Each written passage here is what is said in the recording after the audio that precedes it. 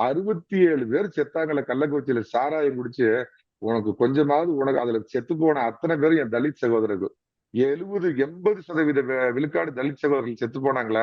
அவங்கள வச்சு அவங்கள அரசியல் பண்ணி இன்னைக்கு நீ வெள்ளையும் சொல்லியுமா சட்டை போட்டுக்கிட்டு மழை வந்து முழங்கால் அளவுக்கு தண்ணி போச்சுன்னா 4 பேர் குமிய சொல்லி டேபிள் மேல கால் வச்சு தத்தி தத்தி நடந்து போய் போற அளவுக்கு நீ ஒரு என்ன இந்த காலத்துல பூர்ஷ்வா அப்படிம்பாங்களா, பூர்ஷ்வா மாதிரி இன்னைக்கு வாழ்ந்துட்டு இருக்கிறீங்களா?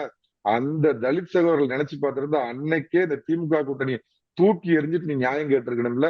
மது ஒழிப்பு மாநாடா? அதுக்கு யாரா டாஸ்மாக் ஓனர் ஸ்டாலின் கட்சியவே கூப்பிட்டு நடத்துவாரா? அதுக்கு வந்து ஒன்றிய அரசு குன்றிய அரசு சட்டம் கொண்டாடணுமா? என்ன அயோக்கியத்தனம்! திருமாவளவனுக்கு ஒரு படித்த மெத்த படித்தவர்.